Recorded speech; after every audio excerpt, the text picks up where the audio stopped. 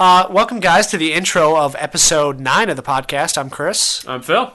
And this episode, we started off by talking about some news items. Yeah. And that included some of the Halo franchise games that are coming out. Yeah, and we talked about some parity with the Xbox releasing independent or arcade games, essentially. Right, a callback, a follow-up from last week's episode. And then I talk about the one game I've been playing, Red Johnson, which is an arcade game. And then I once again give some updated impressions of Destiny and where it's at now. Also, guys, we are doing the 24-hour game marathon. It's going to be this Saturday, October 25th. So if you guys want to catch that on Twitch, it's, just go to twitch.tv/this isn't fun anymore. You can watch the live stream we do for the entire 24 hours. And if you want to donate to the Children's Hospital, that would be great. There's a link on the website. It's also on the Facebook page. And if you just go to the extralife.org website, you can search Christopher Davis and find it that way. Yeah.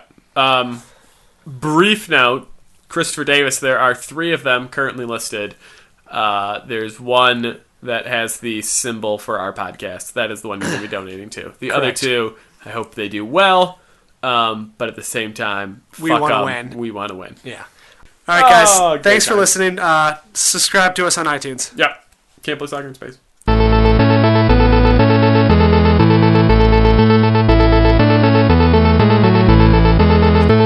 People were not okay. People are stupid, especially in the Deerfield Parkway. Yeah. Everyone knows that's where idiots drive. It's true. Yeah. They got a Biaggi's there, and I'm a pretty big fan of that Biaggi's. Yeah. That's also where there was the construction sign that said, zombies incoming, or, zombies. Oh, really? Yeah. That's cool. Yeah. The half a follower we have... I was going to say, after you threw down the Twitter gauntlet, we got 1, but I don't know if the episode had aired by the time. I don't think it did. I think you got him before the gauntlet. It still applies to the... Oh, absolutely. Yeah. But I just wanted to... On the board for post-challenge Twitter followers. 1. We'll give it the 1. Yeah. Mr. Achu. As an addition to the gauntlet that was thrown, I've come to the attention that maybe not everyone is on Twitter or wants to sign up for Twitter. If you would like to make me get a new system, but you're not on Twitter, what you can do is you can email us. How about Facebook? I'm going to make sure that Facebook thing is set up properly tonight. Okay. And so how about... they got to have Facebook, right? Even if they don't have Twitter? You'd hope. If they don't have Facebook and they don't have Twitter, they probably are not listening to this podcast. They're not able to download or use They don't iTunes have a computer. You're saying they have a fax machine, maybe a beeper. Even if that's the thing. Even if you have a cell phone, you can do all these things and not have a computer, which is where you're at right now. Yeah, that's true. What do you think our target audience is that doesn't have Twitter, Facebook, but still listens to the podcast? Oh, I'm going to say Russian moms aged 55 to 65 who are looking for a good kugela recipe. When we did our survey of our viewership, that's what it came back. That was high. And it's weird because, I understand making kugela is not fun, but I don't know why you'd think the title of a podcast, Not Fun Anymore, applies strictly to cooking. Kugela. Yeah. Yeah. Which is a Lithuanian dish, in case anyone's going to call me out on that. It's not a Russian dish. But maybe Russian women want to learn how to make kugela. We should start purposely saying things wrong so people respond to us. It doesn't happen. We made a whole intro about dick pics. We didn't get a single dick pic. That's true. If there's a way to participate... In fairness, we asked not to do it, so maybe we just have nice listeners. I guess that's possible. But I guess that's not what you were looking for when you were talking about the dick pics. You really I wasn't looking for it. I will say I expected 1, even if it was, a little weird. How could it not be a little weird? Maybe it's... Whatever. Okay, fine. Addition to the Twitter gauntlet, if you do not have Twitter, and you don't want to sign up for Twitter... If you If you comment on one of the episodes on the webpage, or if you go on the Facebook page and write something. Yeah. How about that? I will count that as a follower. Yeah. That'll count towards the 200 total. Yeah. But if you comment on all of them, it's only one count. Yeah. So don't try and give separate names. I'll know you're writing. It's like handwriting, but it's on a computer. Yeah.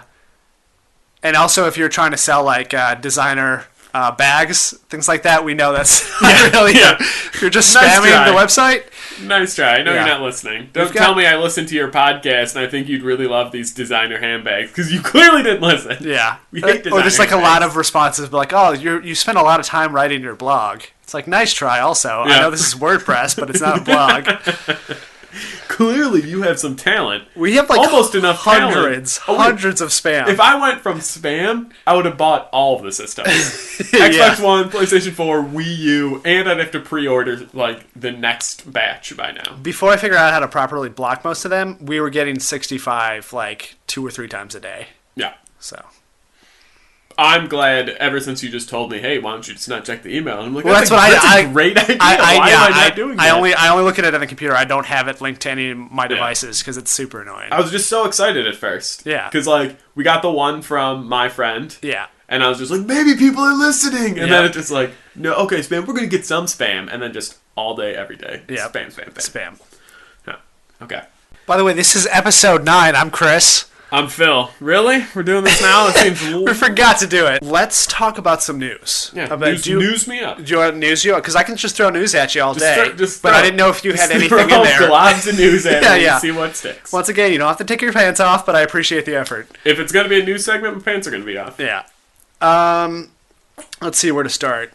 I'll start. Okay, good. Perfect. I don't know if you saw me tweet to ourselves when... You mean if the Twitter account, whoever it was, one of us. Yeah, it was me. Yeah. Tweeted mainly to see if you would see it, that the Xbox president, Mr. whatever Phil his name Spector? is. Yep. Commenting on something that we talked about. Spencer? I think it's Phil Spencer. Phil Spector's the guy that murdered those people. He's the music producer with the crazy hair that like was on trial. For, yeah. I mean, they're kind of the same person.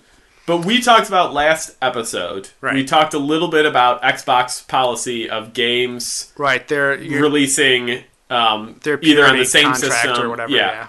And then, even though we talked about it early, because we obviously don't record on that Monday. No, not even close. Then the news article comes out where he's talking about... He's defending it. He's defending it, and he wants it to seem that Xbox gamers, they want to kind of be this upper echelon. You don't want to get yesterday's garbage. Right. He was trying to say, like, we want the Xbox to be the premier platform. We don't want to have to always wait for games. So he's like, we just were trying to do it so people that were Xbox owners didn't feel slighted because they weren't getting games until 6-8 months after any other platform. Yeah. I have strong opinions about it, but I'm curious as to how you feel. Do you agree where you're just like, I agree with the sentiment, but it seems like that practice hasn't sort of been into play for a while. Because I know it's still like PlayStation like exclusives, quote unquote, but then they come out on Xbox later. Like it was like Guacamelee was one of that. Yeah. There was I think like 1001 Spikes also. There's like all these little arcade games that don't seem to be being held to that rule that they once were. Yeah. So like I said, I agree with the idea, but like we said before, I thought they had already changed that policy. I would say he did have a little caveat where he's just like, if it's a super small company and they only like have the team members to work on one platform at a time, he won't hold it against them. And then like he'll work with them to get it out on Xbox. But I feel like that's just him saying like, if it's something I feel like we're going to make money for, then we'll port it I will over. say since he took over, he has been trying to be more fan-friendly. I think the idea behind some of these policies were never to hurt gamers. They just maybe were implemented the wrong way. Yeah. And so I think he's trying to get back to the more like, he doesn't want to say, it's a case-by-case basis, because then he can't ever deny somebody, otherwise he seems like a dick. Yeah. But I think like it seems like they're going more towards... We'll release it if they let us release it on there. Yeah. Unless if it's like because they're also trying to get exclusives. Because if they're like, we'll always release it after somebody else, then people would never develop for them first. Exactly. They'd be like, let's do PlayStation first, and we can always come. And I agree. If that's the policy, wholeheartedly I agree with it. Yeah. But to me, it seems like, and we talked about this a little bit last episode. It seemed like a couple years ago it was really bad. Like it was like. Release nothing here came out. or nothing, and so they were missing out on a lot of fun games. And that's what I thought. Is it to me, like when we talked about it, it was just like I feel like the only people getting hurt in this process are obviously like the independent companies, because then they can't release to another one, and gamers, because if an independent, and for the most part, you're not going to buy a new system for an indie game. Right. You're not going to go out and buy a PlayStation for Journey. Yeah. I mean, it's a game that everyone played and everybody it's worth loved, playing, for and sure. it's worth playing. Yeah. And if you have a PlayStation, you get it, but you don't go like, that's the only reason I'm getting a PlayStation. Right, I'm not going to spend $400 to play this game. Yeah. But like when it's like a series, like if all of a sudden, if they were to crack down hardcore on this, and then you get like a policy of like 5 or 6 or 7 games, that they're just like, no. They had them first, and then you don't release them, then all of a sudden it starts to become like, this could hurt you in the long run. Yeah. And I feel like that's just like, you don't want everything developed for PlayStation first or Nintendo first, and then you get secondhand goods. Like, you still have your policies in place, like, try and consider us, maybe we won't be so kind to you kind of situation. But also don't, like, have that set rule where it has to come out at the same time. Because there's a lot of games that I feel like they probably have said no to that could have been marginally successful, where Microsoft is really just making money. But like I said, recently I haven't seen examples of that. At least I haven't noticed it. So I feel like even though I guess the rule still is in place, I haven't really noticed the effects of it. Yeah. So hopefully that means it's not a hard, fast rule anymore. Well, he did say, like, other people responded in Twitter to him, and are basically, like, saying, like, this is a dumb policy, like, we don't want to get a PlayStation to play Guacamelee, or whatever the game is. And he was just like, oh, due to the outpouring of support for people who are against this policy, I might have to rethink some things. And so he just kind of left it open where it's just I think that was kind of just, not fan service, but you know what I mean? He was kind of just settling the masses. He doesn't want to be like, I'll look at it, just stop sending me hate mail. And stop which is like the opposite address. of that one European Xbox exec did when there was the whole about like, always online, and he's like, well, then don't buy it. Buy 360. Just freaking deal with it. And then he got fired immediately after that. No, I agree that whether or not he's actually taking into consideration, it's, debatable. But at least it's just like, if it's brought up to him, maybe it's just like, oh, maybe this is kind of a dumb idea. Yeah. But I think they're thinking about that. And like I said, since he's taken over, I feel like there has been sort of a shift within the culture of Xbox to not be so, this is what we do, deal with it or don't. Yeah. So, all right, just go back, I guess, to some Microsoft news then, too. So the achievements for the Master Chief Collection came out. I know you can't wait for this game. So excited, guys. So it's interesting what they did with it. I just wanted to point out, because, we're both into achievements, and it's certainly something I'm going to go after. They didn't split it up. I thought they were just going to do 1,000 for each game. But it's weighted differently. Like, Halo 2 Anniversary has by far the most achievements. Because it's the one that spent the most time on. Right, but it also has, like, it's the only game of the 4 that has 1,000 points. Oh, okay. Everything, like, it's weighted, like I said, based on the game. Is it still 4 total? Is it still 4,000 It's total? 4,000 total, 402 achievements, split up into 4 games, but, so Halo 2, I mean, do you want me to just throw the numbers out at you? Yeah. Okay, so we have 111 achievements for Halo 2 Anniversary. Jesus. It's for 1,005 gamer score, so it's not that, it's only 5 extra, right? Okay. Then the second most is Halo 1, which has 92 for 855 gamer score. Okay. Then Halo 3 has 76 for 695, and thankfully Halo 4 only has 51 achievements for 570 points. Now, those numbers don't fully add up to 4,000. No. And that's because they also then have 72 achievements. They have 72 achievements that cover all of the games. So it's not game specific. So it's like, get this many kills. Right. It's like kill 1,000 grunts. It's like beat every campaign on Legendary, and that's another 875 points. So I think they did something really interesting and different, and they tried to make it more fun. The one thing I will say is there's a lot of achievements for time trials. So now every single campaign mission, you have to beat it. No, you have to beat it under the par time. And the thing is, the par time is based on everybody who's played the game's time. So it's constantly changing. It's constantly changing. From what I understand, it hasn't started yet, so I don't know. So I don't know if it's like, okay, there is a par time that they've already decided, or is it an ever-changing thing? An average. And I will say, though, I did see the leaderboards they set up, because Halo 2 especially is when like speedruns really became popular, like that era of gaming.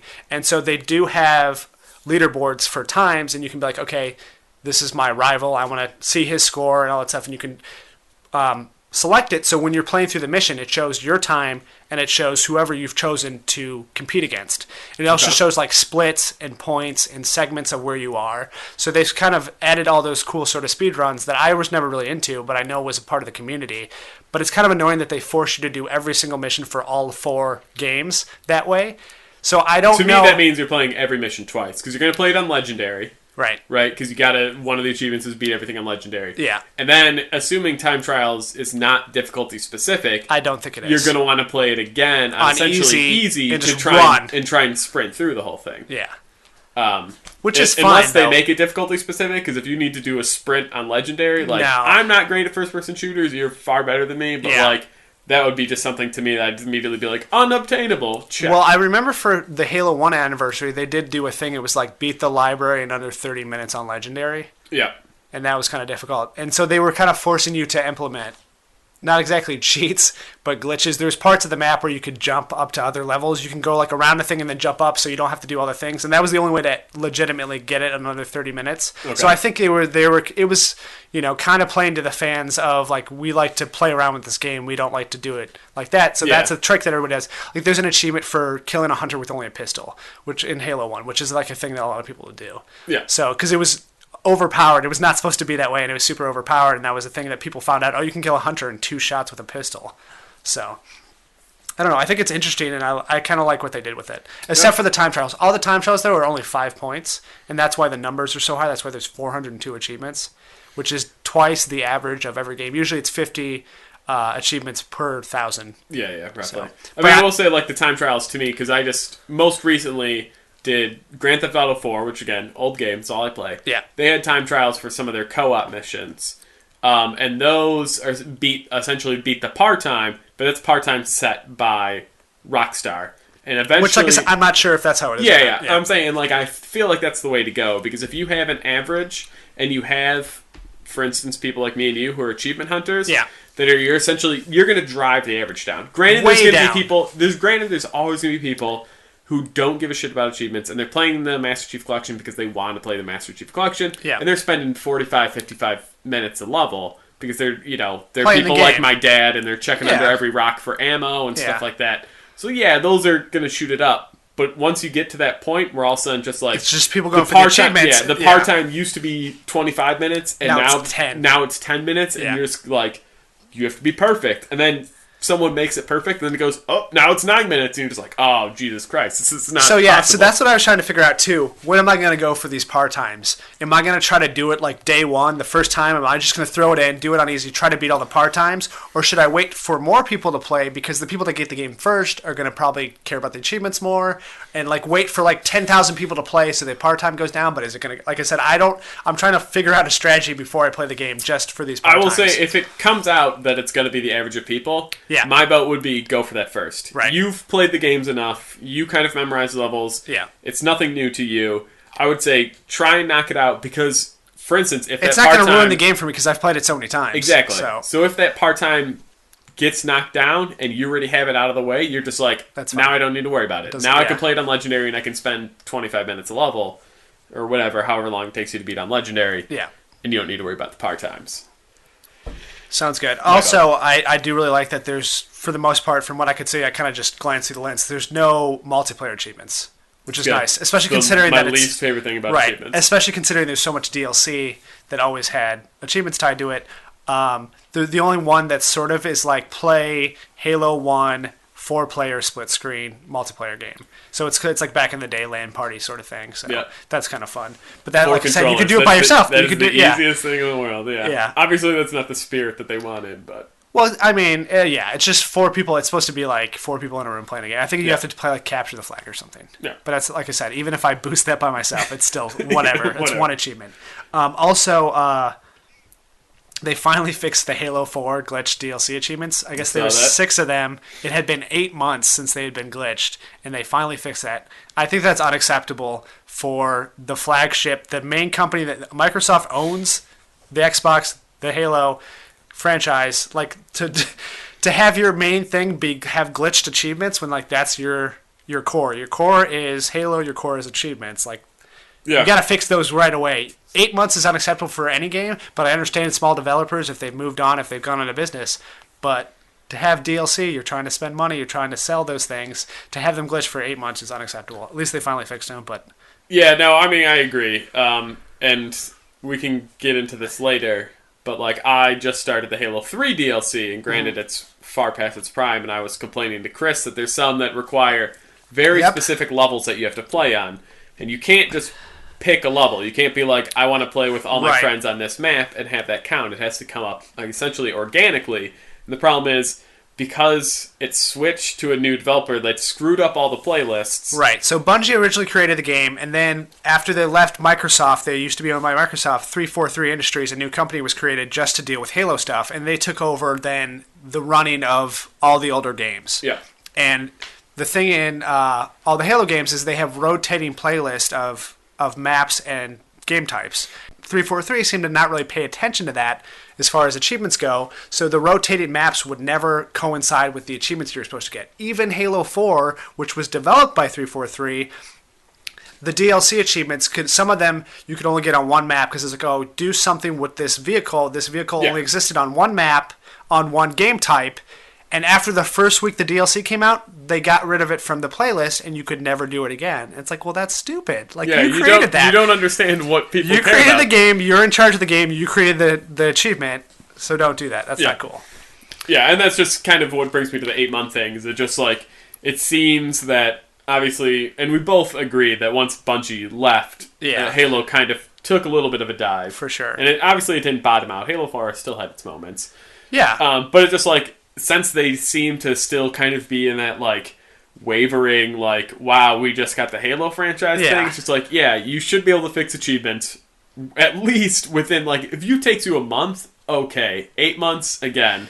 But that's the thing, it's not even, like, game design or anything. It's, like, something that it's like, oh, just put that map there, put that playlist there, make sure it's always available. Oh, for the map rotation, yeah, that shouldn't even take you a month. Yeah. You should get a couple of complaints. You should never change it. Yeah, just like, oh, I'm not seeing the map long schmear, or whatever the hell it's called, or whatever it is. Yeah. Just like, you should be like, oh, let's see, it comes up, oh, wow, it's only at a 0.5% it's coming up. Let me drop it into a couple more probabilities, or whatever the hell they're doing behind the scenes, so it comes up on an even keel basis.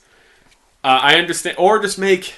I think the easiest thing to do, and I don't know why they don't do it, is why don't you just have playlists that are very specific to the DLC? Well, Bungie always did that. It was the DLC, and it was for each map pack, it would have its own playlist. And you could just go there and be like, okay, if you want to play just the 4 maps that came out, you can do that for almost forever. Even when the new ones came out, the new map packs, you would still have the old DLC there. Because that's what I always thought, like, obviously, I'm playing it from the second disc of ODST, which had all the DLC. Yeah. But if I was to only buy Mythic Map Pack 1... Right, if you spent like $5-10 on it, whatever it was. There's not a playlist just for me to play those maps. I just have to jump into all... and hope it comes up, and hope people don't veto it down if it does come up. Yeah, I just give me a playlist where it's like those 4 maps on rotation. And granted, that playlist is going to wear thin real quick, but it's a guarantee for the people who bought that DLC to then get to experience the maps that they just paid for. Yeah. Don't just shuffle them into a deck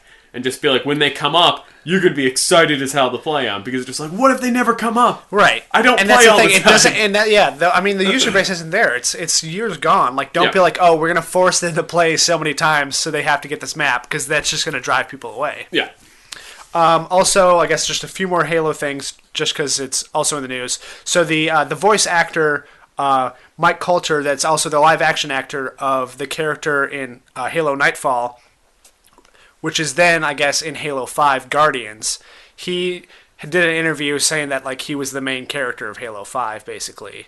And that obviously got people up in arms. People sort of freaked out about that. I don't know if, both positive and negative, but they were like, what's up? So, 343 had to come out and say, no, like, he's not the only character. Master Chief is still the primary character, but it's like, he's a voice actor. You only get the pages of the character you're doing, and I'm sure to him, he is the main character. He's probably got a lot of He's lines. going to be a playable character. That's the thing. They haven't outright said that, but it's I think they're kind of doing the Halo 2 thing where you play as both Master Chief and the Arbiter, but for Halo 5, it's you play as Master Chief, and you also play as Agent Locke, I believe his name is, who is hunting down Master Chief. So I think it's a back and forth sort of situation. I gotcha. So, and that's interesting. that they're kind of trying to follow the model of Halo 1, Halo 2, Halo 3 as far as like having another playable character. I think that's interesting. They also said that they want to get away from numbering. Like they didn't really want to name it Halo 5 Guardians. They just wanted to name it Halo Guardians. But people thought it was going to be like a spin-off. Yeah, no, I think you have to set that precedent pretty early in the system. And obviously 343 didn't have it at the beginning, so they couldn't have done it. But once you have 4... Well, they said they didn't want to call it 4. Some people didn't want to call it 4. But it's like, because they were just taking it over. That's the thing. Like yeah. the last 2 Halo games after Halo 3 were named ODST and Reach. They didn't really have a number after them either. Yeah. So, but they're like technically like in the long standing, they're like Halo 3 ODST. Correct. And Halo 3 Reach. But the thing is, those were both spin-offs, and that was the point. They wanted you to know Master Chief was the main character of this. That's why they named it 4. Because they wanted to be like, oh, this is still part of that story. I think it would be, because there's a lot of Halo in the Nexus, I think if you were to call it Halo Guardians, that people wouldn't buy it. The perception would be that it's like, oh, is this the RTS? Is this is this an RPG? Is this whatever? Like, they wouldn't essentially associate it with, like, this is the Halo franchise. Yeah. I think you just have to own it. And who cares if it, like, I understand, like, you don't want to make, like, Halo 25. Well, their quote was, we don't want to be Final Fantasy. We're like, we don't want to have Halo 13 come out in a couple of years. You know, because they're kind of making these other games, too. They don't want to always have to number them. They just want them to sort of be... But, I mean, to be fair, though, like, Final Fantasy, it's not hurting them. No, but they just, like you see it, they feel stupid like, coming out with Halo 27. You know, like that's... I agree. You don't want to be, like, you're like, Final Fantasy, it's the Final Fantasy. How is this exactly. 13 Final Fantasies? Yep. But at the same time, you're just like, to me, when I see it, I don't think, like, oh, I just go like, oh, it's a new Final Fantasy game. But it'd be the same thing for Halo. I'd be like, they could come out with Halo 35, and I'd just be like, oh, it's a new Halo game. Yeah. Well, whatever. It's just kind of a running joke at this point of them not being able to name things properly. That's true. So... one more thing. They announced a new mobile game, Halo Spartan Strike, which is a sequel to the Spartan Assault, which was the tablet and Windows 8 phone game that eventually was ported over to 360 and the Xbox One. But yeah, looks about the same. Graphics a little bit different. They say it takes place during Halo 2, but then it also has Prometheans in it, which is stupid. So it's like they're messing up their own timeline. Well, yeah, exactly. They're trying to do both things. Like, oh, people liked Halo 2, people liked New Mombasa, like On Earth and Halo 2, so let's do that. But then let's also throw in Prometheans because we're trying to shove that down your throat. Yeah, we really want you to accept. That's the only thing we've created so far. Yeah. So we're trying to make that a thing. So I don't know. We'll see. They say there's no plans to bring it to the consoles. That's what they said last time. Nobody believes you. Yeah. We all know that you're eventually going to bring it to the consoles. Yeah, it's a Halo franchise. Yeah. You're not going to just leave. You're going to be like, well, it's only playing on Amazon Fire. Because like, you want as many sales as you can possibly get. We're not dumb. Yeah. I know you're trying to sell your Windows Phone first, but... Yeah. No. Sorry, nobody has a Windows Phone. Like, I'm sorry, Microsoft. There's 9 people in the world that have Windows Phone. Guess what? They all work for Microsoft. Yeah. All right, I think that's my Halo news. I guess Okay. Yeah. Do you have any other news, or I got some about Halo? No. No. Do you have just any other? No. My only contribution was the Microsoft parity thing. Okay. All right. So let's get into some games we've been playing recently. Do you have anything? Well, Chris, thanks for asking. I have a long and short version. Okay. So I'll give you the... medium version. I'll give you the short version, and then when you think that I'm done talking, I'll give you the long version. Okay. That's what I do about Destiny. Yeah. The most complete game that I played was Red Johnson Chronicles of One, which is a super old-school adventure puzzle game. Arcade game. Yeah. And what it is, essentially, here's the problem with the game. It's a trilogy. The first game never being released on Xbox. The third game never being released on Xbox. Only the second game released on the Xbox. Smart. And the story obviously builds off the first one and leaves you on a cliffhanger for the third one. Right. I played it because I liked adventure games. The demo captured me because the demo was like one puzzle. I'm like, that's kind of great. Essentially, the problem is, like, I guess for our 2 listeners, if you've ever played the game Seventh Guest for the computer, or the sequel, which is 11th Hour, something like that, they're PC games.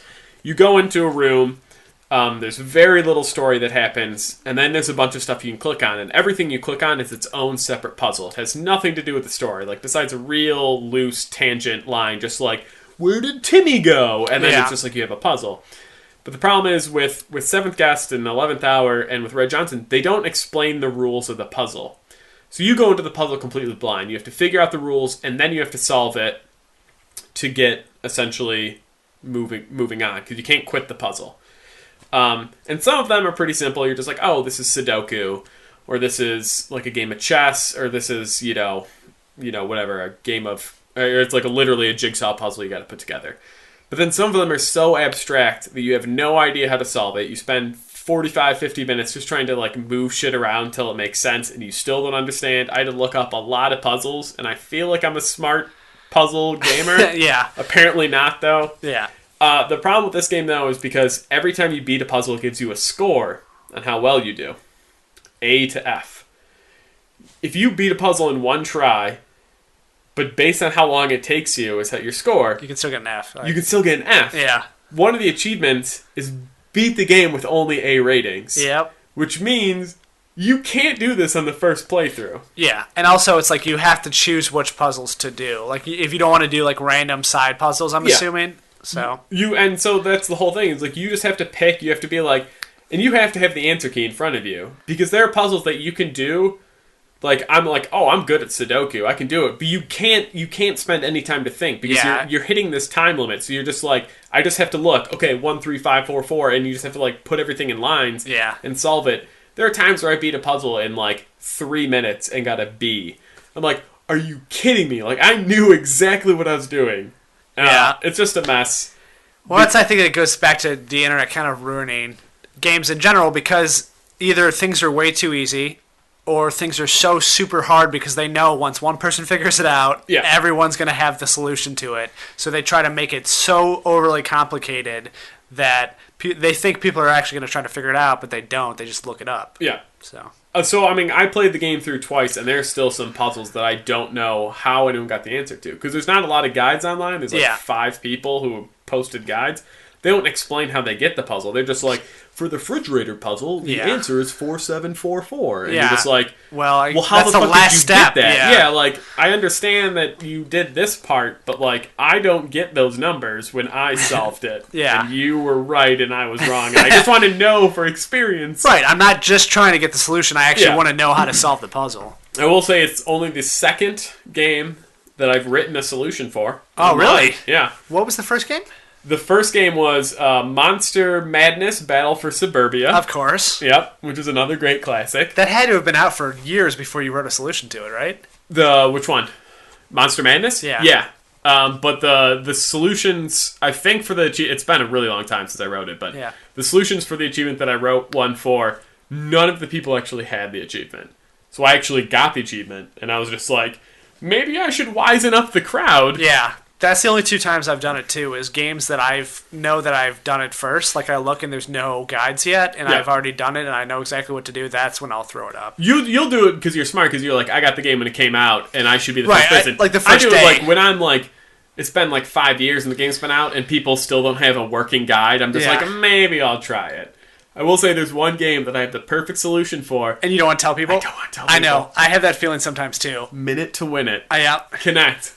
It's the hardest part on the hardest difficulty. Figured out. And I know the trick. Yep. I'm not going to tell people. Nice. I want to be one of the 9 people who've beaten the game. Yeah, when it's so exclusive like that. Yeah. Yeah. I understand. That's fun. But Red Johnson's the only game that I've played. All right, let's hit some Destiny Corner. Speaking of Destiny, I set you up on that one. What a great transition. So full disclosure, last week I tried to do a Destiny Corner, and I ranted and raved for close to an hour. I left. So, I actually left somewhere in the middle. I don't even know how it ended. Well, the only reason that I'm trying to do it again with you here is because I thought there was a good back and forth. Okay. Listening back to it, I had to cut it out. I cut like an hour and 20 minutes out of last episode, most of which was Destiny Corner. So I'm going to make a second attempt at this, and I'm going to try to just hit the bullet points, right? Boom. I just want to hit the key points because I think there's some interesting story to tell within this, you know? So please jump in as much as possible, ask questions, throw in some comments. So there's three parts to this. I'll ask you right now. There's three parts to this Destiny corner. So we have like updated impressions, news, and then the story about the story. Okay. What order do you think I should do that in? Well, I think you should do news, and then that would wrap into story about the story, and then I think you should do updated impressions.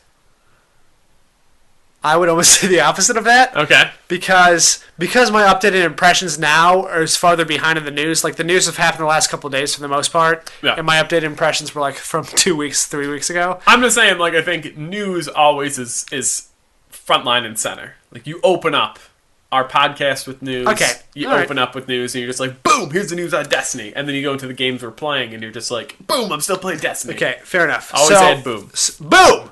Boom! News, and it's coming at you. I'm newsing you. So a couple of news come out of Destiny. So I guess they released that they're averaging 3.2 million people a day to play that game, which is insane, especially nowadays. You know, when there's so many consoles, there's so many games to split your attention, just like television ratings, or not what they used to be. So 3.2 million players a day, unique players a day.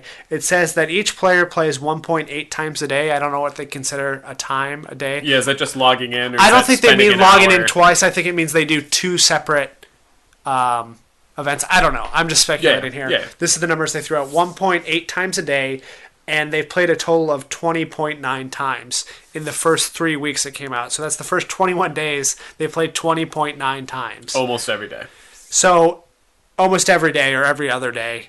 Well, I mean, you said it's within the first 21. But see, that's what I don't understand with the math. It's if they played 1.8 times, then it'd be over a time a day. Then that's twice a day for the most part. And then if it's for every day, so they play like every other day. They average every other day.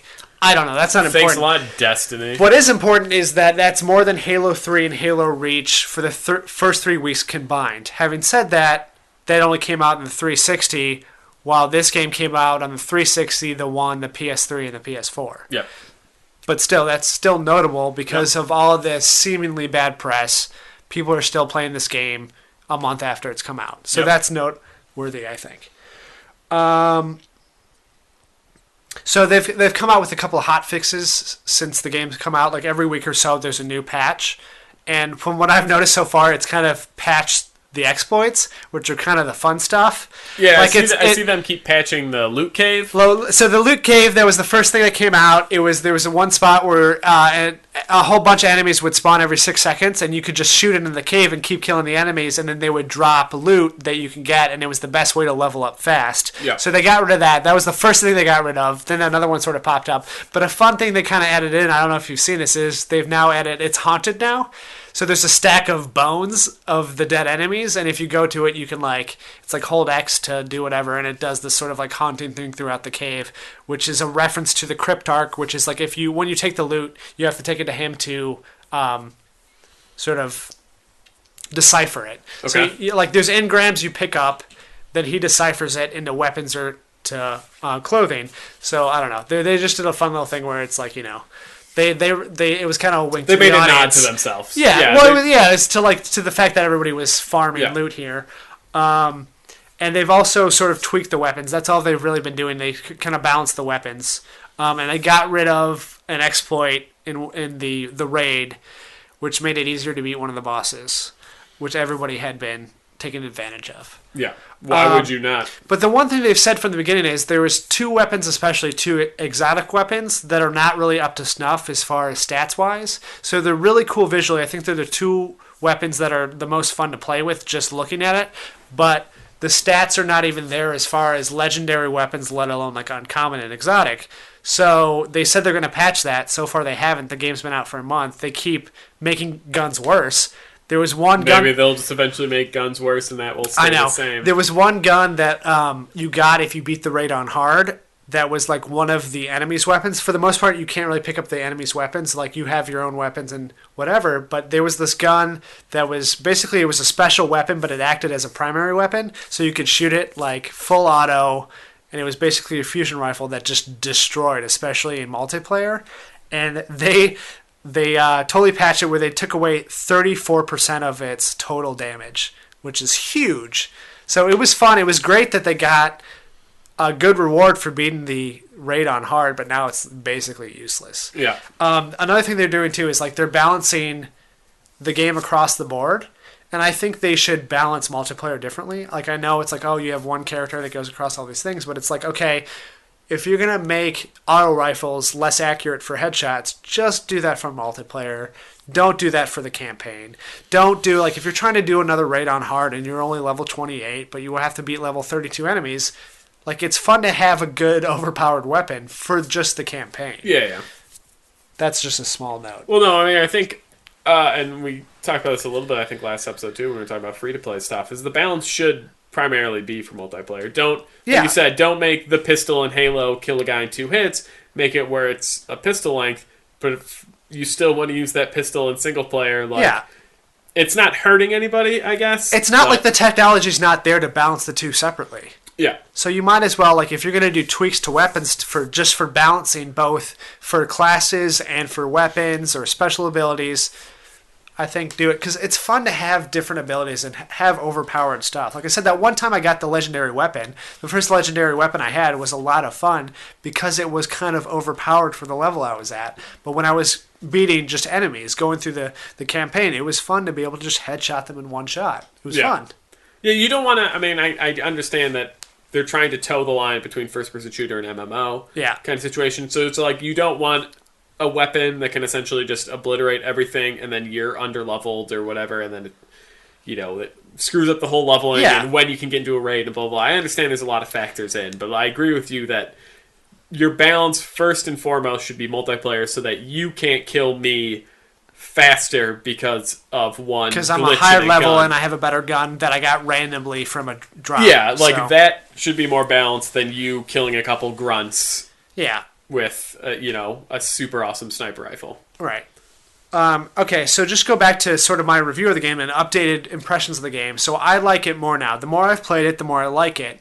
And it's not because I feel like the aspects are better in any way, but it's that I've realized I've played this game for 150 plus hours, and I'm still willfully going back to the game and having fun while playing it. So it has This is your NBA 2K12. Yeah, exactly. This right? has to, yeah, right. That's everyone's benchmark. Yeah, it's NBA 2K12. And so I finally hit that. So yeah, I mean, that's the thing I've realized. I'm not playing this game for achievements. I'm not playing this game for any specific. I'm not like, oh my god, I gotta play this game again. I'm willfully going back to have fun because I feel like they've nailed the core gameplay, the whole Bungie, like 30 seconds of fun. It's there. So playing the game moment to moment, I'm having a blast, having a good time. So all its shortcomings kind of just fall away. I will say I'm excited for you to have Destiny. Not because I think like, and this is a complete observation, when we're both in achievement mode, we both hate gaming. Oh, for sure. When it's just like, God, I've fucking played this game. Yeah. It's my third time through. And I always had, and I use the NBA 2K12, I always had that reference which is like, I've already gotten all the achievements in the game, but I still go back and I play it, and it's just fun, and it doesn't matter. You probably see me playing it, and you're just like, what the hell is this jackass doing? Like, I'm like, why is he online and we're not playing, like, Saints Row? He has a whole shelf of games, why is he playing the game? No, I understand, though. Yeah, I'm glad now that you have something where you can just pop in, and you haven't even gotten all the achievements, and you still got to do everything, and you still got to finish it, but it's just like, it's good to see that, like, oh, Chris is online, and he's playing Destiny, and he's, signing up for raids that he's already done just to have fun with the game, because as the very first episode of this podcast was about, is trying to incorporate fun back into our gaming life. Yeah.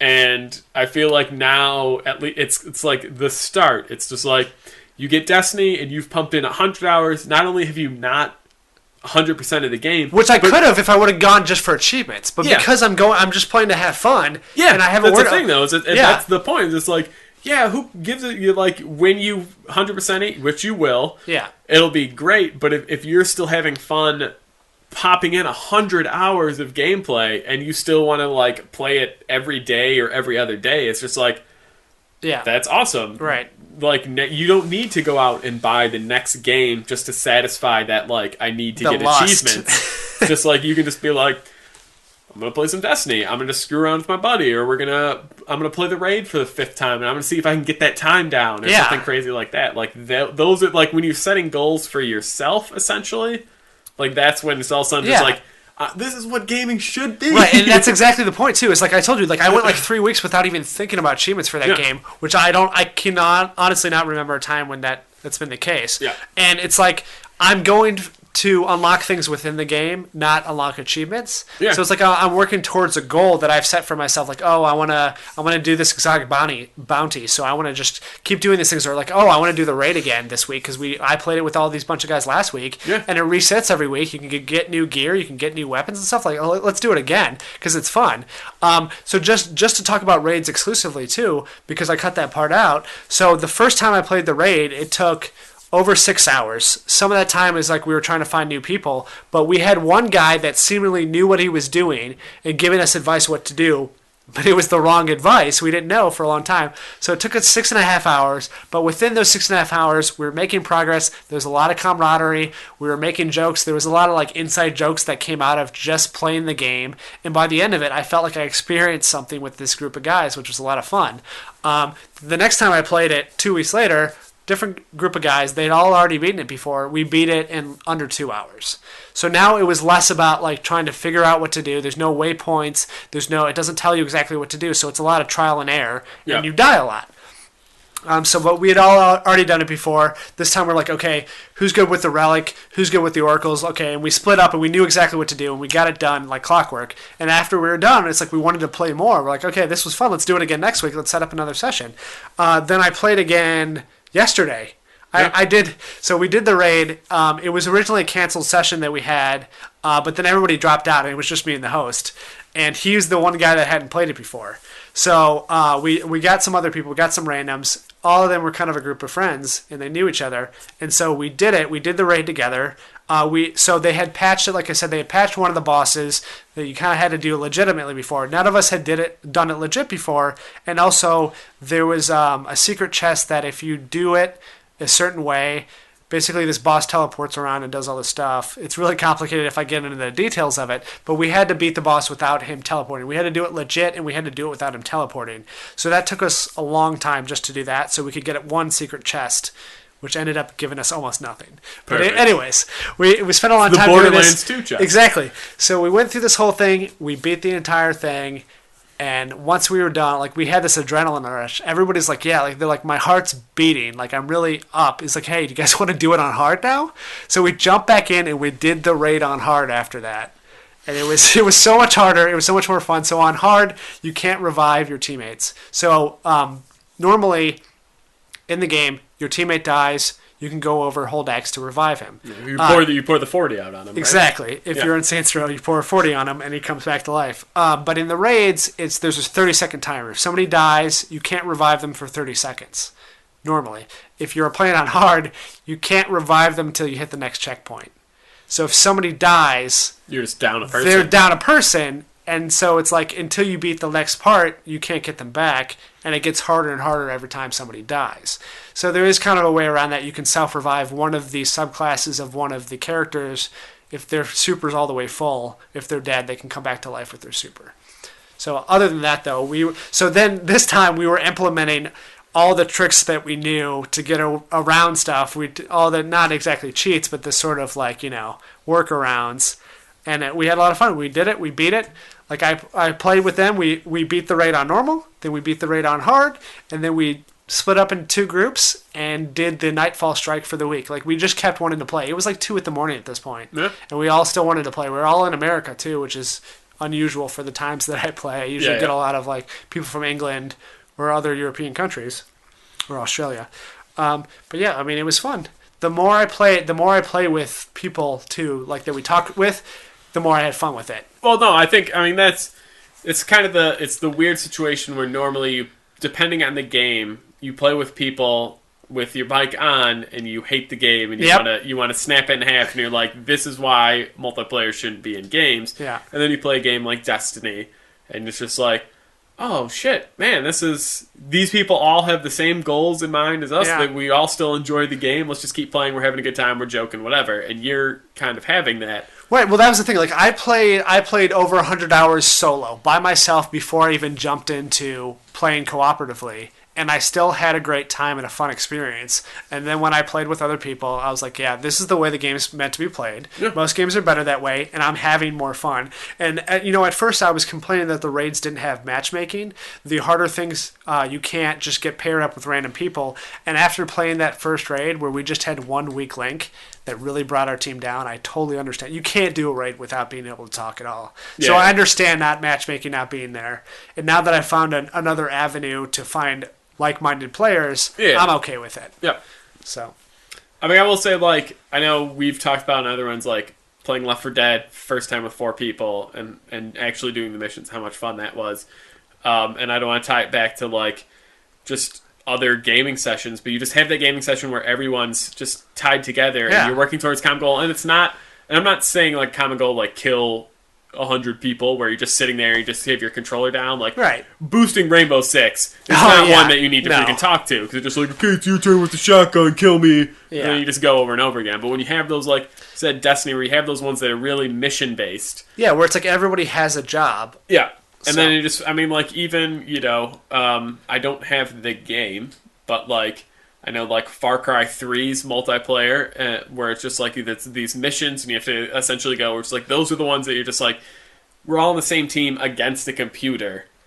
That is why we want, like, we're all communicating. Sure, you're going to get, every once in a while, you're going to get a dingus who's going to be like, I'm going to go run out solo, I got a rocket launcher, and you're just like, guy's a jackass, and now we're down to 3 people, whatever. But like you said, like, there's no one, it would be so much worse if it was everyone, like, controlling, your character, and then there's a couple people controlling the enemies. Yeah. Then that game would be a nightmare. A nightmare, because then you'd have whoever's killing who would all of a sudden it'd become that competitive, like, let's, teabag everyone who dies kind of situation. But because it's just like, it's one team and you have to work together to beat it. Yeah. Versus one AI, you guys can essentially bond in a and because it's super complicated and super hard, just these raids alone, it's like, okay, someone's got to stand on this pad to open this portal, 2 people got to go through the portal, and then 1 person has to pick up a relic. Like, you can't, I mean, in theory it has been done. These guys did do it with only a couple of people, not the full 6. But it is designed for each person to have their responsibility, and that's why it's fun. So good. Okay, so another sort of semi-developing story that have happened is about the story. So the one criticism across the board is the story sucks or there is no story. And so playing through the game again, for the second time with another character, some of the things had sort of stuck with me. Some of the viaducts they had come out with had shown some cutscenes that I didn't remember being in the game, showed some characters that weren't there. So I went back and I watched those. And after I did, it did confirm that there was both planets that weren't in the game, some characters that weren't there. And I wanted to know why, so I did a little bit of research. And basically, people that have tested the game back in 2013, they played through not the entire game, but a lot of the game, the story campaign of the game, and they've had different accounts of what have happened. And all of them have said, this is not the game we played a year ago. This is totally different. Also, there's been like a developer, one of the guys that supposedly was a contractor for Bungie also corroborated this story, and a writer that was hired in February of 2014. But basically, there was some sort of good, long, epic story, some sort of space opera that existed in the spring of 2013 that no longer exist. So all of the stories of the playtest sort of line up perfectly with each other and with the footage that was cut out, or the cutscenes that were cut out and stuff. So I believe that. I believe that stuff has happened. And one of the events of one of the people that supposedly worked for Bungie said that there was this conversation that happened between the higher-ups, whether that was Activision and Bungie or both, but basically it was like they feel like a story-driven game, a narrative-only story, would drive away their core game players, which is like the Call of Duty. I'm going to tell you right now who made that decision, and it's not Bungie. Yeah, it's got to be Activision. Right. It's not Bungie. And, I mean, if we just look at the track record of their games, Bungie has always made story-driven games. Multiplayer has been an important aspect of it, but it's always come second. It's, Halo 1 barely almost didn't have multiplayer until the last 2 weeks of it. Halo 2 multiplayer was huge. It sort of created Xbox Live, more or less. It made it what it is today, but it still had a very long, epic story. Yeah. Then after Halo 2 was big, Halo 3 also had a big, long story. Then Joseph Staten, who wrote the game, the next game he wrote was Halo ODST, which was only story-based. There was no competitive multiplayer, and there was actually a story within a story. There's you can pick up ringing phones throughout the game, and there's a completely full-fledged story Just of other characters that you can piece together just based on that. So it's like it was two completely developed stories within each other, no multiplayer. So yeah, it's looking like Activision might be the culprit here because they wanted supposedly to just have very cookie cutter missions, very not cinematic, because the statistics are not a lot of people play all the way through the campaign, especially with Call of Duty. It's like 11% of the people complete campaign, Yeah. but they throw hundreds of hours into multiplayer. So they wanted it to just be, let's be able to make them do the same thing every day. Very basic. We'll tweak a little things here and there, but we don't want them to play through a 20-hour story before they actually get to play multiplayer and have fun. Yeah. So, which is stupid and not fun. So some of the elements are still there. You can sort of see some of the characters. But why did this change? And when did it happen? So the only thing I can really point to is in the fall of 2013, after 4 years of developing this game, after the playtests have already happened, Joseph Staten, the lead writer at Bungie that wrote Marathon, he wrote all the Halo games, left the studio. And so, obviously that's a huge red flag. Yeah. So I don't know whether, the chicken and the egg sort of situation, did he leave because the story was gone, or did the story leave because he left? And I've got to think that he left because they had already pulled the story or decided to make these decisions, and he didn't want to be a part of it. I mean, like I said, he's been around, he went through all the Microsoft years. He dealt with all the hardship. You would think that Microsoft would be more impressive than Activision. Yeah, not. You think he would have been weathered from fighting against Microsoft, which I'm not saying he ever had to fight against them because Halo's the flagship series. But at the same time, you don't think if it was a little, tough that he would. They've dealt with big corporations, overseeing them before. And he still weathered the storm. He still came out with games he was proud of. And this game he had worked on for 4 years. He was the head writer of this game and more or less created this universe. Obviously, it's collaborative and other people helped in. But, I mean, he even put an Easter egg in the last game he wrote, which was Halo 3 ODST. There's a Destiny reference. There's a planet with a little traveler and it says Destiny awaits. And that was back in 2009. That game came out. So obviously he's been a part of this for a long time, and now that the game's come out, he's not even a credited writer. So something happened. I mean, and so the one writer they did hire, I guess they hired a writer back in February of 2014, right before the game came out. They gave the original script that Joseph Staten had wrote, and they were basically try to find ways to throw this in the game where you can. And those were all set up in Grimoire cards or Grimmer cards, not sure how they're pronounced. But basically, when you do random things throughout the game, it'll say, oh, you unlock this card. And then if you go to Bungie.net, you can read the card, which you can sort of piece together a narrative with, which is bullshit. I haven't done it. I've unlocked almost 2,000 cards, haven't read a single one, because I think that is not an okay way to tell a story. Why? Yeah.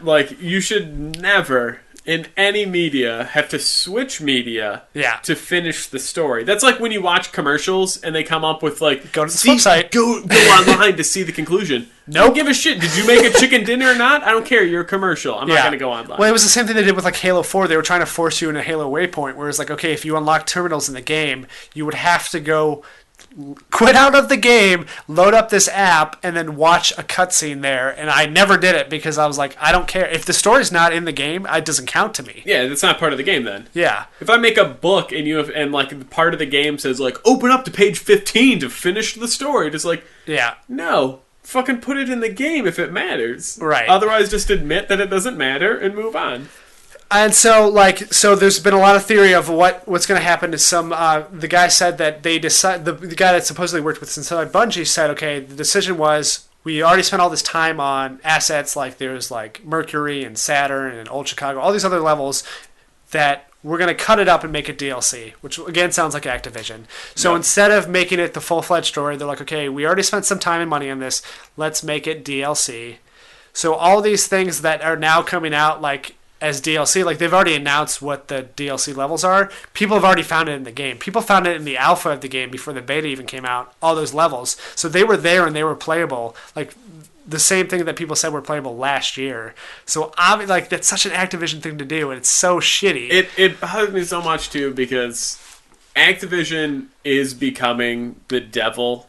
And I mean, like, I know that was my note that you read from last week. But where it's like Activision equals devil. Yeah, it's just like it's terrible to like associate them with everything evil. It's like EA has been for so long. But it sounds like they're worse than them. And it sounds like they're worse than EA. But the thing is, like, again, and I think we talked about this, but when it got cut, it's like there's no ramifications. No, they clearly did everything they could to essentially take what could have been a great game and make it a Call of Duty clone. Yep. And they're being rewarded by all the sales.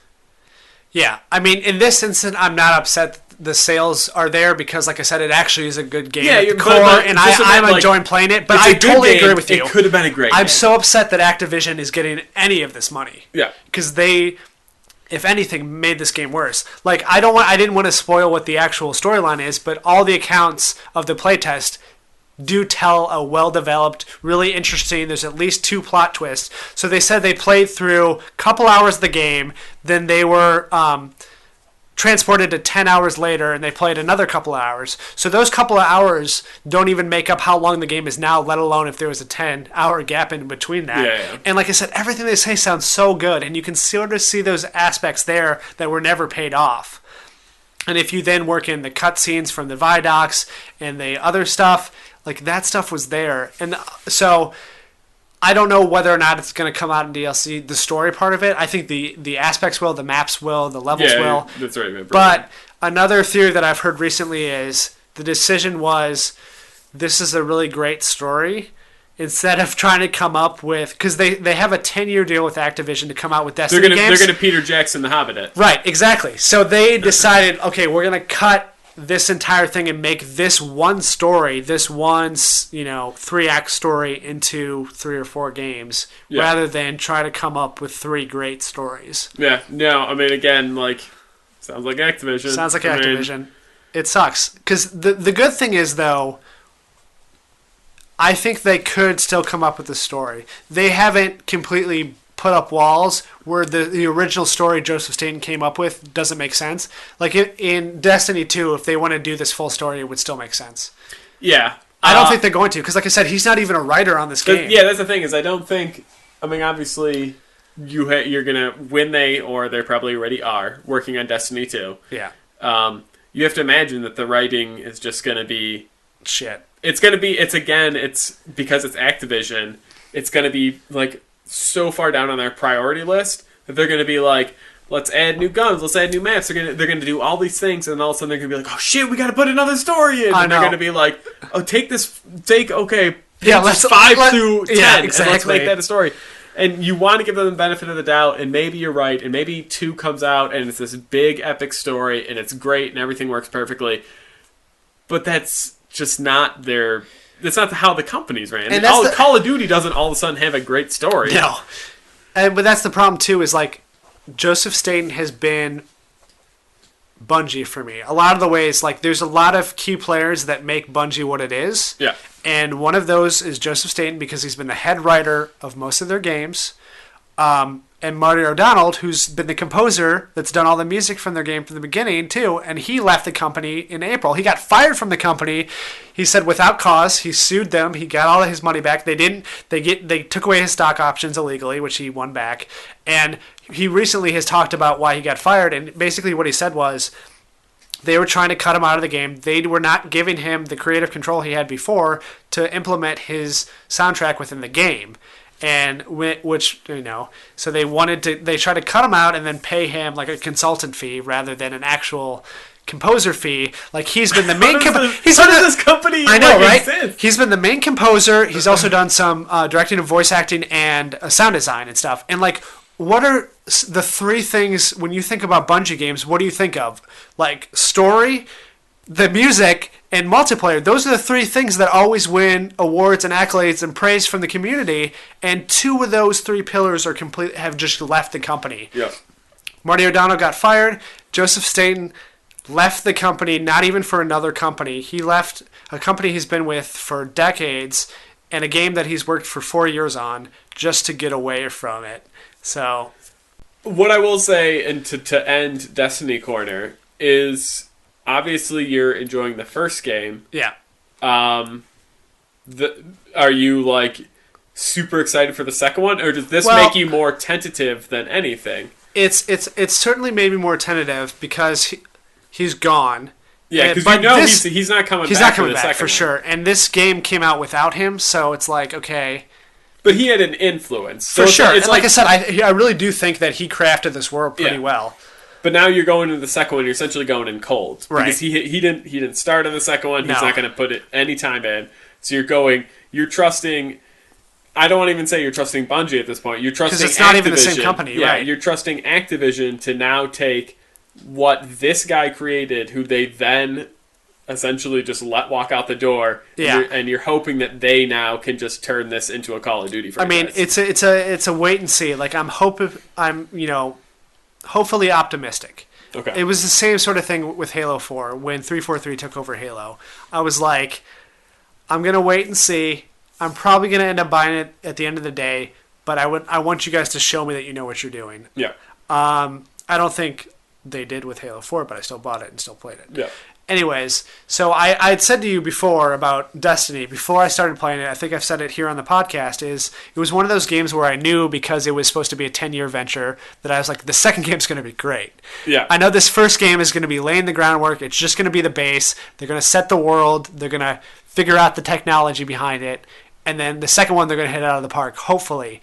Now that these things have happened, I'm less optimistic about that. Yeah. But I'm still, like I said, the gameplay's still there. I'm still playing this game a lot. I still enjoy this game. So they would really have to mess up for me not to buy the second one. If they turn Destiny into an annual franchise, are you in? If they not automatically, for sure. If they Call of Duty this and it's every 6 to 8 months that they're coming out with Destiny 2, 3, 4, and like 5, other 6, studios are making it, probably not. Like I've always been sort of a Bungie fan. I realized that after they left the Halo franchise. I'm a Bungie fan. I like at least what they used to be as a company, what they stood for, how they made games, how they loved the fans, how they cared so much about the games, how they story was always first with them. Yeah. And I mean, gameplay was always first. Yeah, but story was very important. Music They're not going to do something in the story that messes up gameplay, but story was always very important to them. Yeah. So.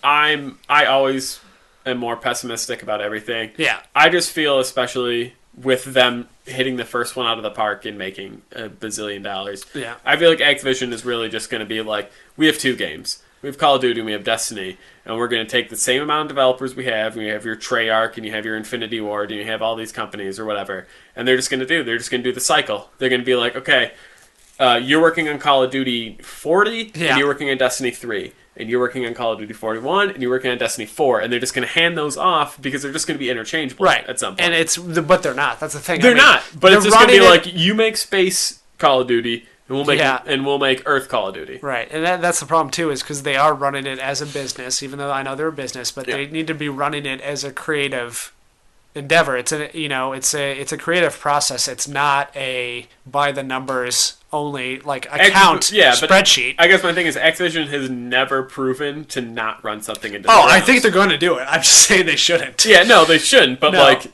Guitar Hero is the best example. Yep. You come out with 900 Guitar Heroes because you're like, music games are big, and then you realize like you are destroying your own market share. But what's messed up is they did the same thing with Call of Duty, and so far they've been successful with it. So they didn't learn their lesson with Guitar Hero. No, and that's the thing is because nothing can come and knock Call of Duty off its pedestal. Yeah. And the one thing that had a chance at it, Destiny, is still under their umbrella.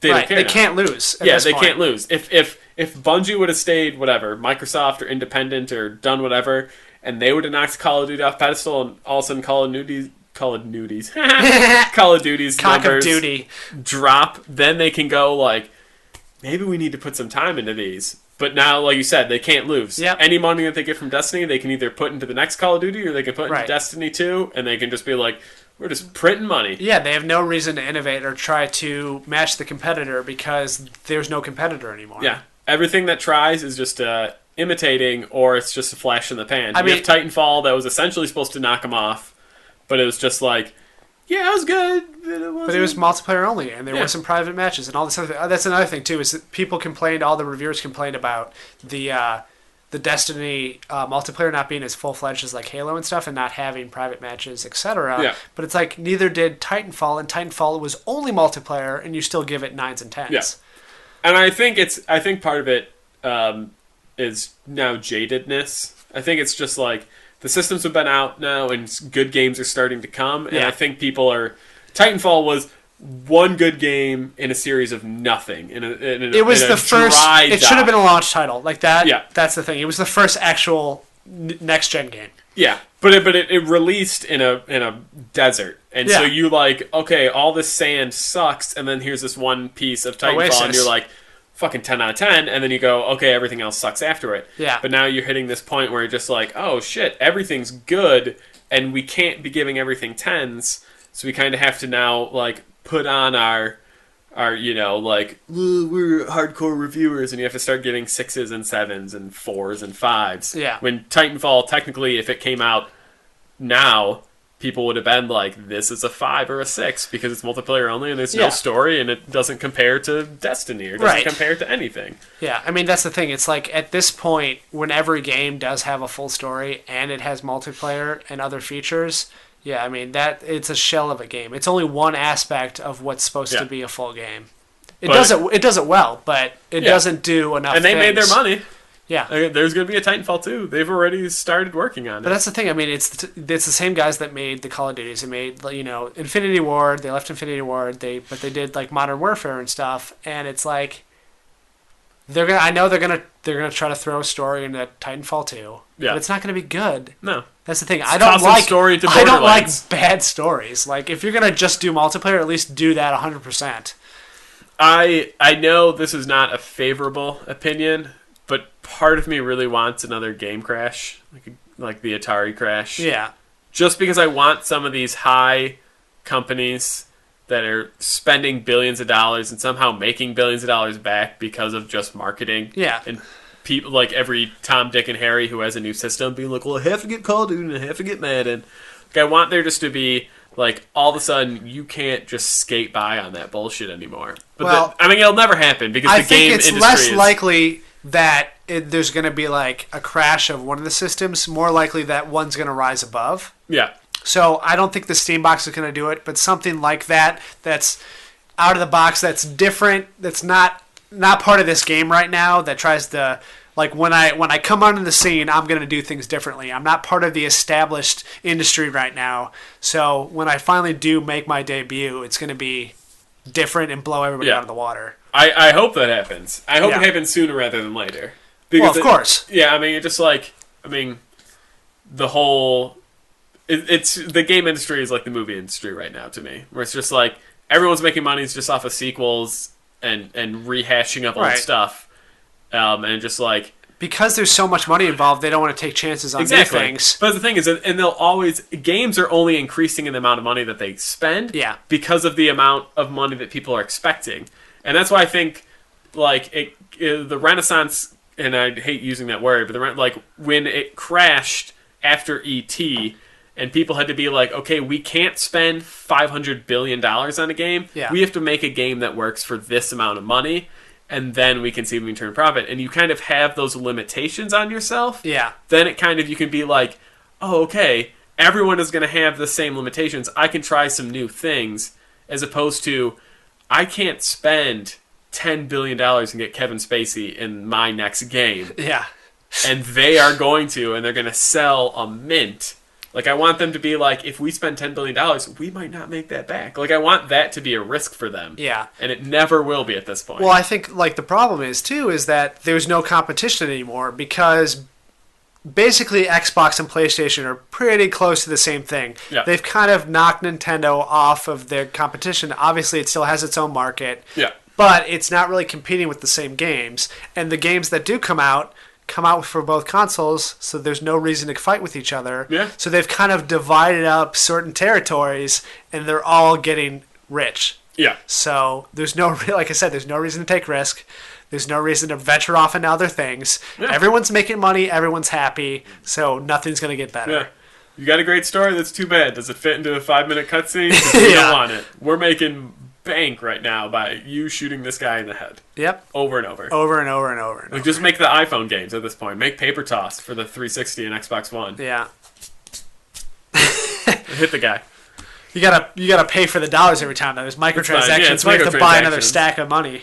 But yeah, great, Scott. One more thing though for Destiny talk, just to make it longer. Yeah, because I think we need that. So some more news is they've had a couple special events, like weekly events they've done so far. One was the Queen's Bounty, where it added a new bounty list where if you do certain challenges, then you can unlock new missions with...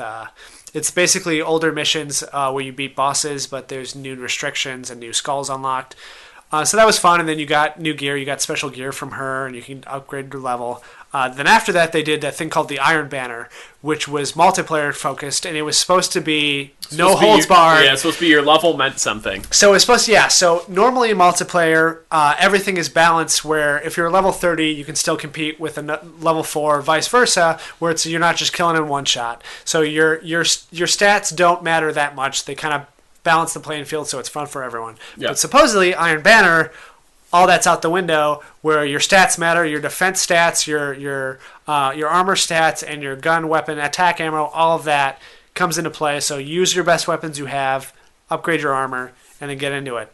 But in reality, that seems not to be true. So infamously, a video came out with a level 4 character with the assault rifle that you get at the very first cutscene. He used that and fought level 25s and stuff, and he destroyed them. So basically, it's like the Iron Banner's a lie. It doesn't really mean anything. So Bungie looked into it. They did all the stat tracking. They did both surveys and both from their servers, and they found out it's not exactly true. So there is your stats matter. Yeah, your stats matter a little bit. I guess there's a 7-level gap where you can only be 7 levels better statistically than somebody else before it evens you out. Also, if you're higher level than somebody, if you're killing somebody lower than you, the quote-unquote time to kill is the same with your weapon, but it's harder for them to kill you.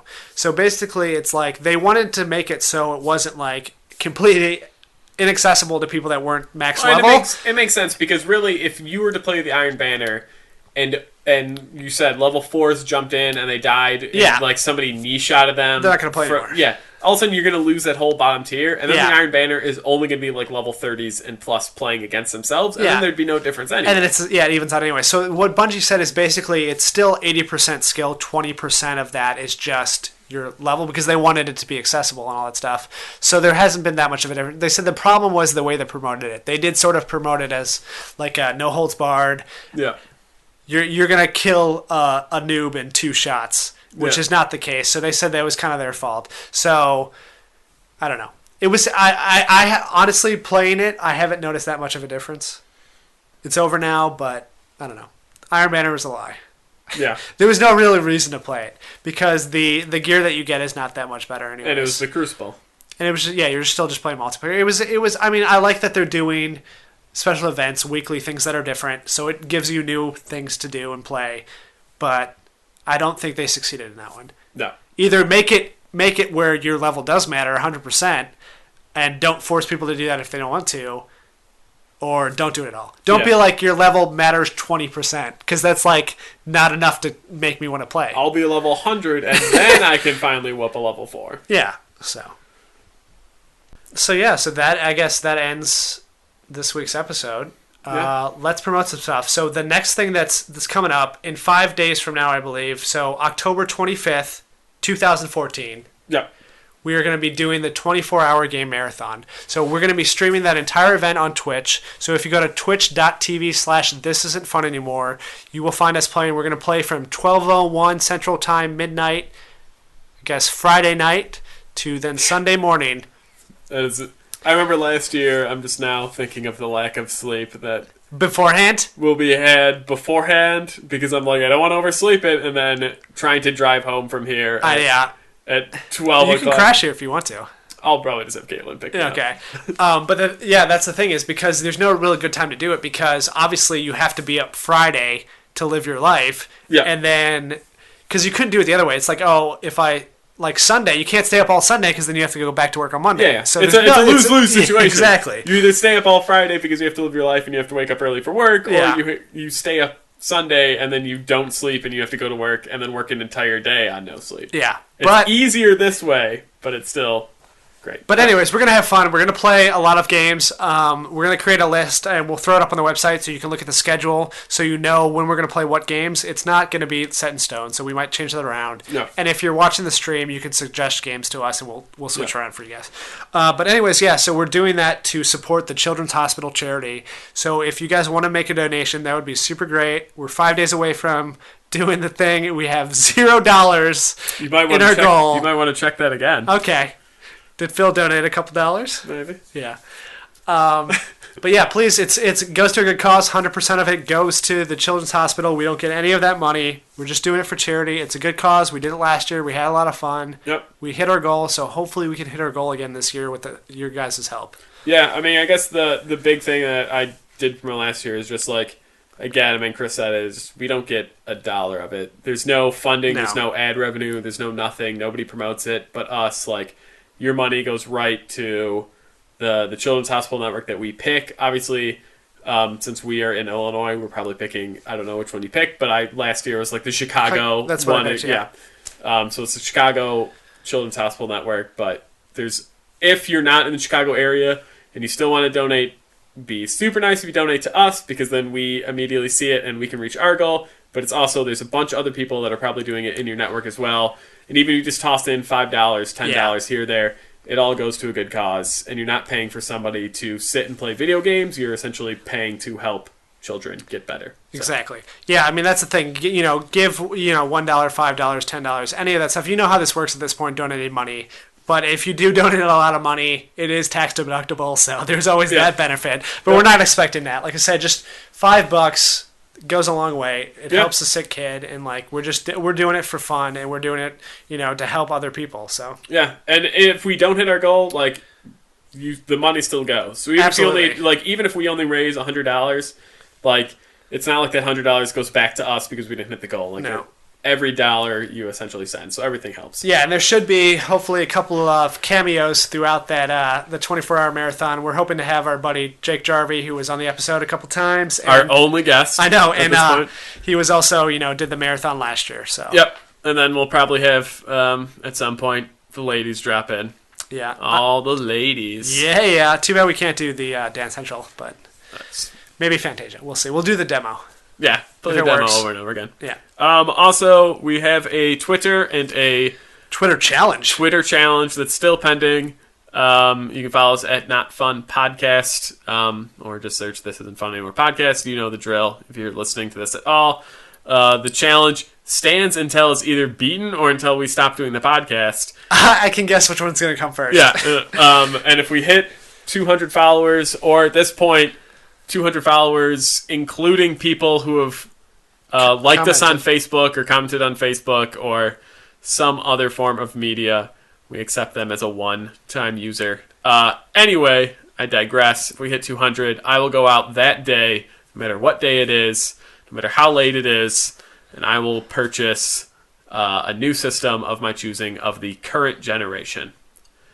So whether that happens today, in which case I have my 3 choices, whether it happens a year from now, 2 years from now, 5 years from now, whatever the case may be.